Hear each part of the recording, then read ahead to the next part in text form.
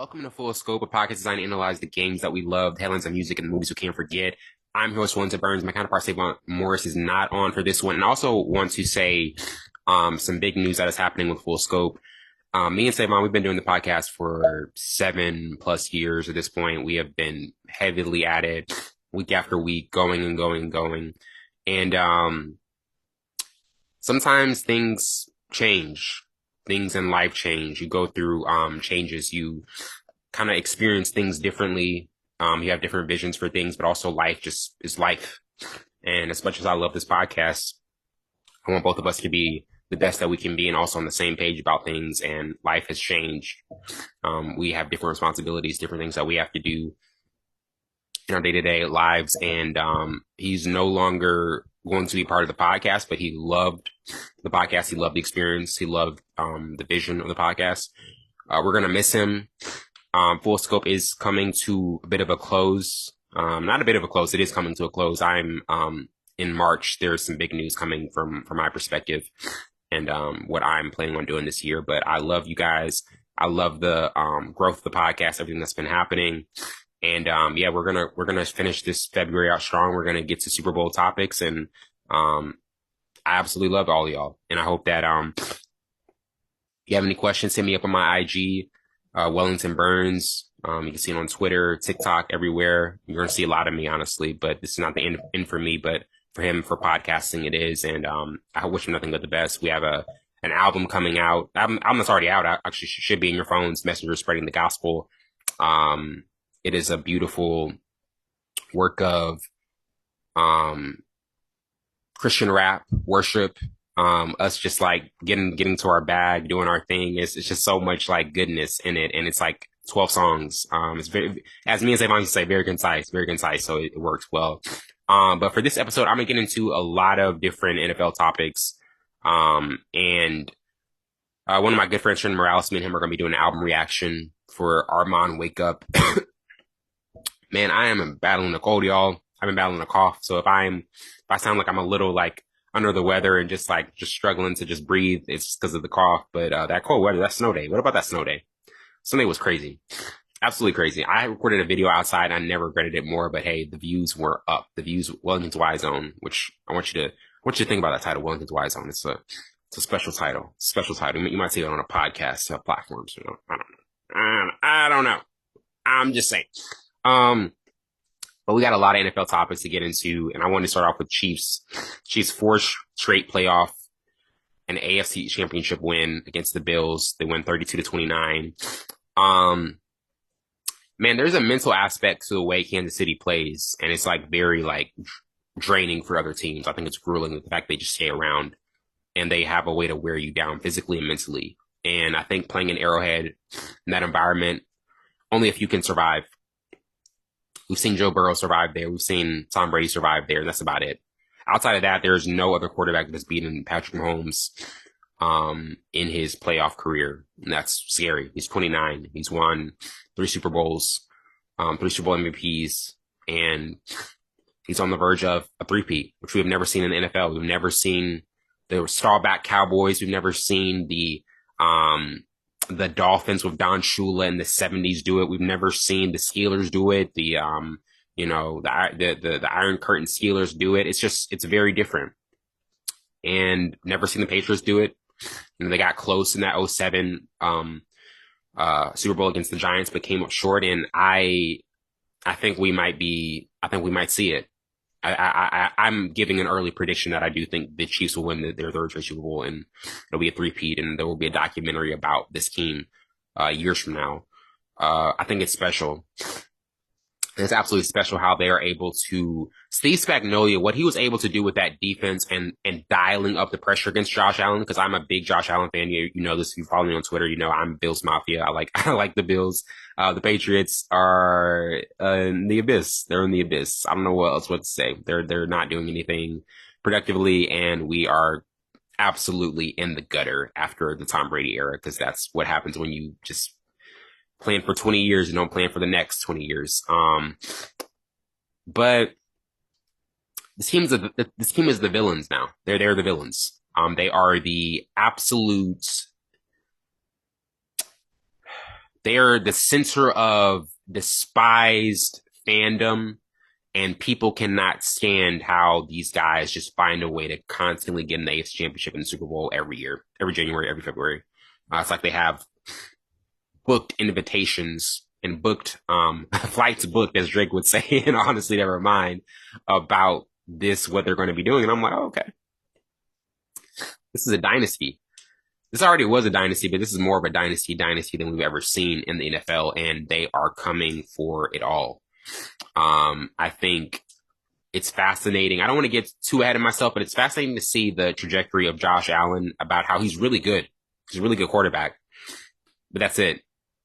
I think that's what he's going to be remembered as, a really, really, really good quarterback who like lost to Patrick Mahomes many times in the playoffs and had a chance to go to the Super Bowl, but just didn't do it twice. That's tough. That's tough. I don't know what to tell you. The 90s, I think Clyde Drexler probably was frustrated. I think Magic Johnson, I mean, he had 5 titles, but I'm sure he was frustrated not getting a 6th. I think Charles Barkley was frustrated in '93 when he won the finals, when he won the MVP. I think a lot of these guys were frustrated because they were like, "What do we have to do to beat this guy? Who do we have to team up with to beat this guy?" The '95 Rockets with Scottie Pippen and Charles Barkley was that like, why can't they do it? Like, why couldn't people get it done when Jordan was out for a year because of his gambling suspension, which y'all don't want to talk about? Y'all don't want to talk about the fact that man was suspended a year for gambling, which we know that. We know he was. Rest in peace, David Stern, but we know what the deal is. We know what the deal was. He was suspended because of gambling. The biggest star had a gambling addiction. No commissioner wants that. No commissioner wants the face of his league to be a gambler and, staying up late hours into the night at a casino gambling. Nobody wants that. Robert De Niro may want that, and Joe Pesci may want that for their movie, but a real life David Stern did not want that. So I think this Chiefs team is inevitable. I think they will always find a ways to win. And the narrative about the refs is just so sick to me. I'm like, what are y'all talking about, man? So the refs can actually control outcomes of games, really. Like, the refs can control who catches a football and who fumbles a football and who doesn't do this and who doesn't do that. I'm like, I just want to say this. If you don't watch sports and you just care about the hype and saying something online to get your viewers up, please do not talk to me about sports. Please don't even listen to this podcast, because you're not even going to care about all the research and topics I'm going to be doing. If that's the case, this is a reality TV show, and we're wasting our time talking about it because it's inevitable. When Joe Burrow beat Patrick Mahomes in his hometown, in his home stadium, down 21-3, and he comes back, has a major comeback. Patrick Mahomes has the ability to go for a field goal at the end of the first half when they're up 21-3, but he's like, nah, like I want to cook up. I want to cook up a play. Andy Reid said, that's not how we do it. It's not how we do it, but you're him. You're him. So I'm going to let you roll. I'm going to let you do it. I'm going to let you cook. Let's see what you got. Doesn't work. Play doesn't work. Everybody's looking around at each other like, oh, we're up 18. We're good. Like, we're not going to go to the Super Bowl, but what if that play bites us in the butt? Like, what happens then? What were we doing there? Like, why didn't we go for a field goal? And they lose in overtime, and that play ends up actually hurting them much more and keeps them from a Super Bowl. Who knows? We might be talking about a fourth Pete if they had won that, which I think they would have beaten the Rams. But we'd have been talking about a fourth Pete. And again, Patrick Mahomes is still there. I don't think Kelsey is gonna stay around that much longer. I think he might do one more year, but I mean, that man is getting older. He looks in love with Taylor Swift. He looks like he wants to be an action movie star. Do it. One last hurrah. What else is there to play for? You're the greatest, probably the greatest tight end ever. I think this Chiefs team is just unlike anything we've seen preparation wise. They are the new Patriots. I think the Bills have to just accept the reality of where they're at. and that they had a really good season. I think they overachieved this year. I think when Stephon Diggs left, people were kind of treating them like the Chiefs, like, oh, you lost your star receiver. Like, let's see Josh Allen do something. So when I see that, I'm like, it's tough. It's tough to go through that loss. It's brutal.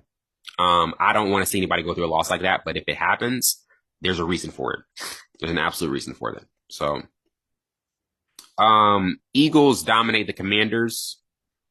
I mean, I don't even think dominate is the right word. I think more so like obliterate and eviscerate their storybook season. I think that's more so of the word. They eviscerated them. And man, I'm gonna say this about the Eagles. You know, Hurts and Barkley, they each rushed for 3 touchdowns, which I think is the formula. I think when those guys are running, man, they're a problem. It's gonna be hard for anybody to beat them. And dropping a 50 burger at home in the AFC Championship is just like crazy to me. It's so crazy.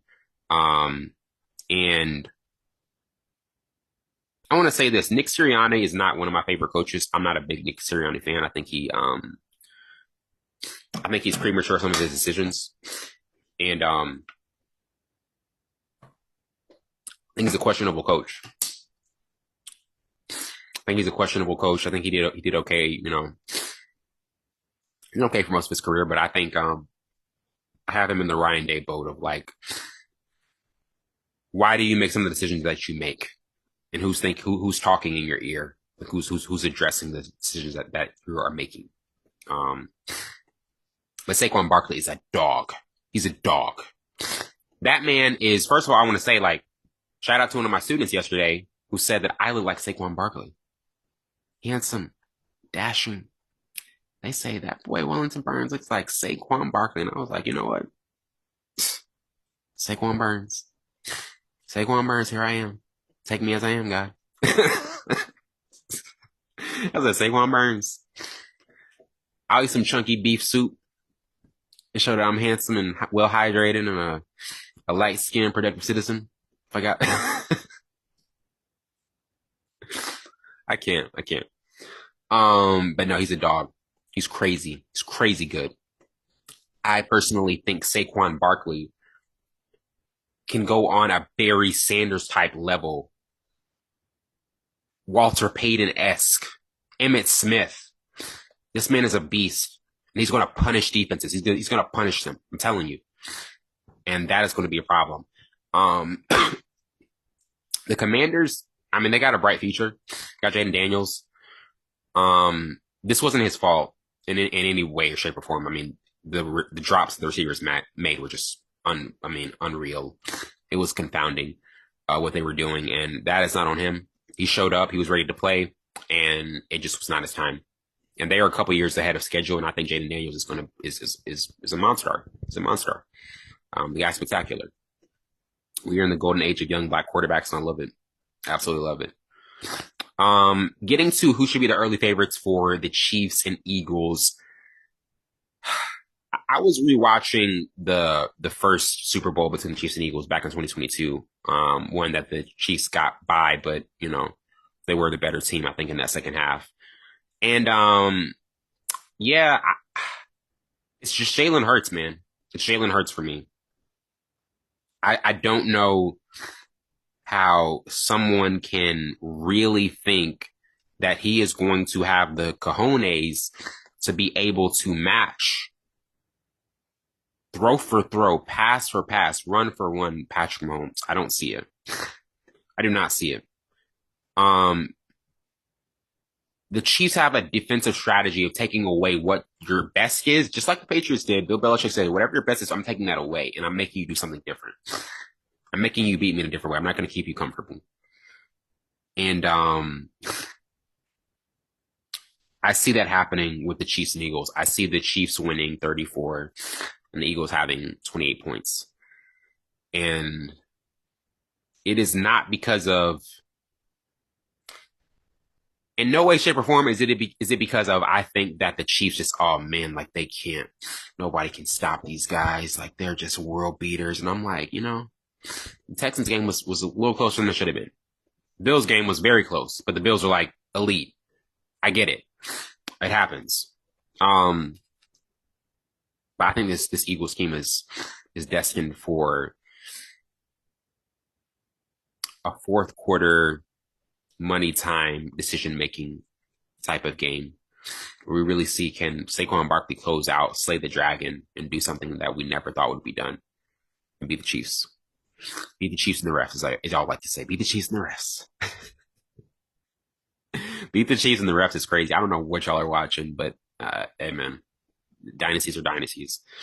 Aaron Glenn as the new Jets coach, I think is a very fascinating offer, very fascinating decision, I should say. He was a player, former player, coach, and I think he's going to bring grit to the Jets. I think Robert Saleh was in over his head. He didn't really know what he was doing.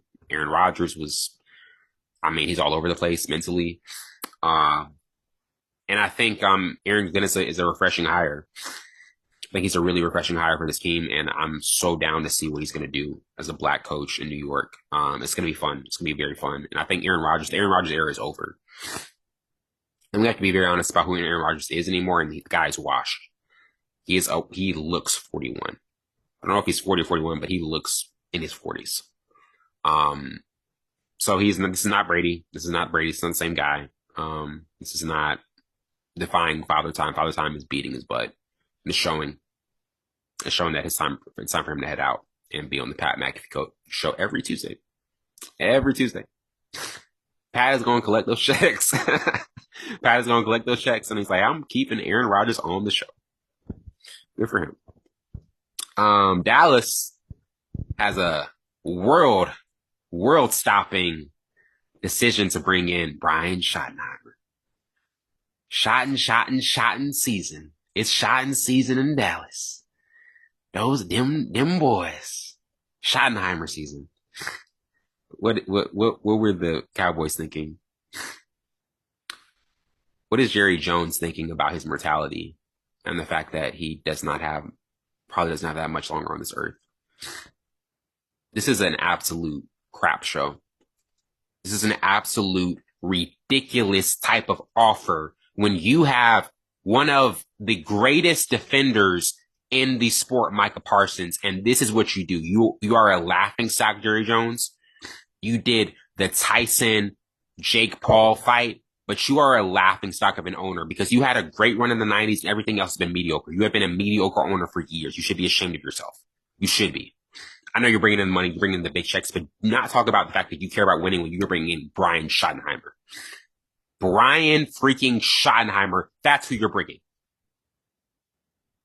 Like, what are we doing? Like, how is that the move? How is that the move, Jerry Jones? I'd love to know. I'd love to know. I'd love to you to go on Stephen A's show and lie to him and tell him that you care about winning when you clearly are inept. You're inept. An absolute joke. An absolute joke. I don't know how Cowboy fans are even able to live with themselves. I don't even get it. I don't even get it. It's sickening that team is going to do that. Bring in Brian Schottenheimer. Brian Schottenheimer. Not Mike Vrabel. Not Bill Belichick. Not Sean McVay. Not Sean Payton. Brian Schottenheimer.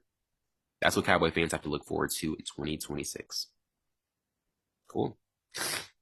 Absolutely cool. Y'all want to do it. You them boys. You them boys.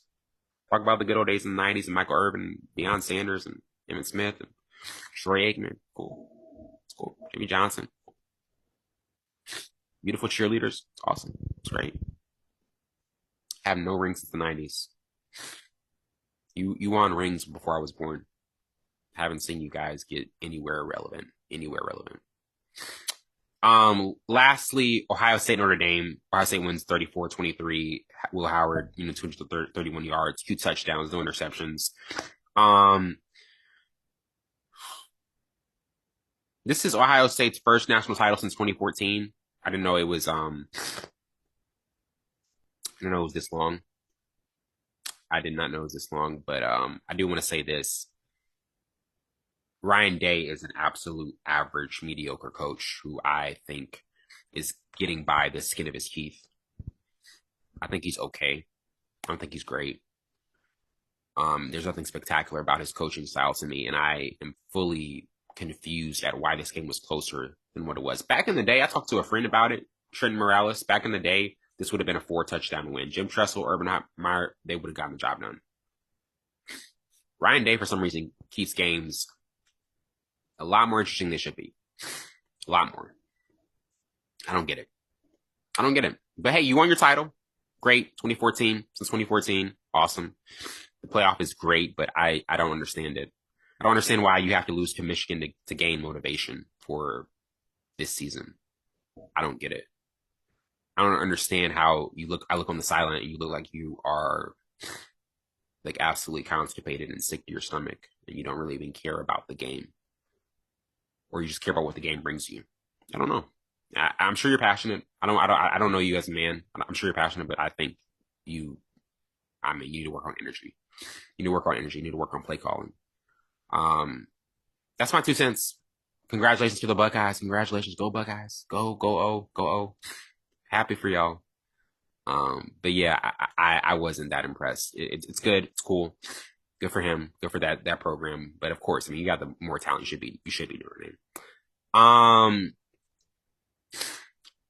Oof. I'm trying to see if I should touch music. I do want to talk about this Drake Kendrick Lamar lawsuit. Drake obviously sues UMG for the defamation of character, the bot streaming, all that. Not like us. Kendrick is it's going to be performing the Super Bowl February 9th. Drake is in Melbourne, Australia for the Anita Max Win Tour on February 9th. Same day, obviously Petty Wars. You know what Drake, what type of time Drake is on.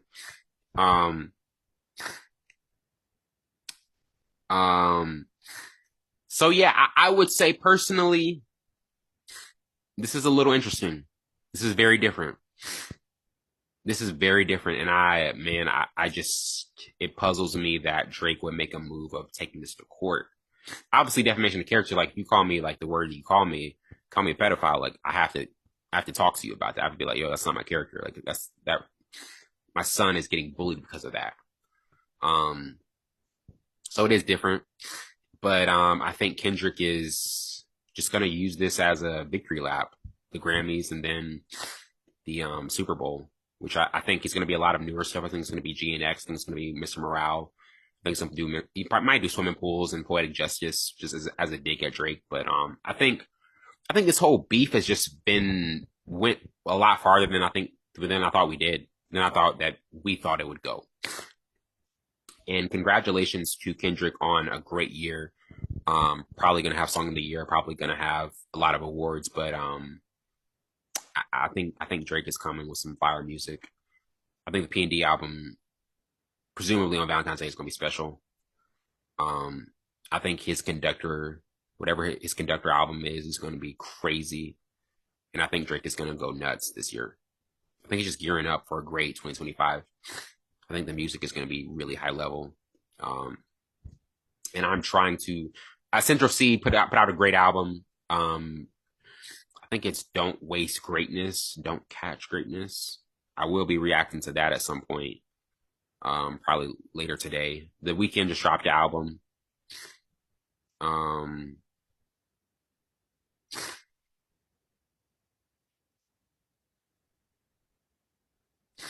You know,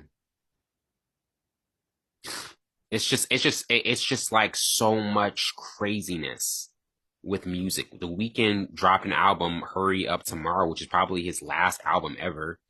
I'm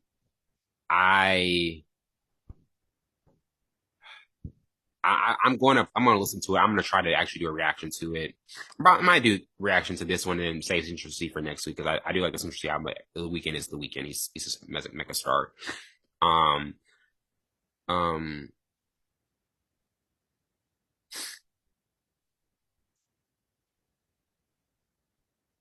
man, I'm so sorry, guys. I'm getting a message from my girlfriend. Um,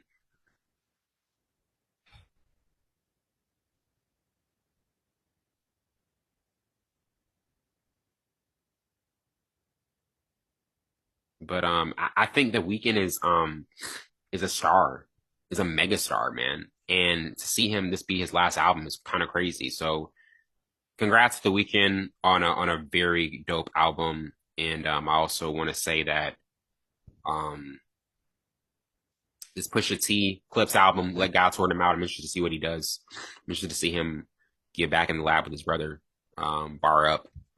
And also my group, The Messengers, Spreading the Gospel. Check out that album because that's some fire music. It is impactful. It is about our walk with God, knowing that we're not perfect, even though we are in the church. Spreading the gospel, not just in our community, but also we want to get out on the tour. We want to like tell people, the young generation, about what God has done for us. So check that out. Check that album out. The Messenger, Spreading the Gospel, wherever you get your albums, whichever you streaming. So a lot of music on the way, a lot of stuff happening. I will be doing a weekend reaction. But I hope you guys have a great weekend. I'm your host, Wellington Burns. This has been Full Scope. See you later.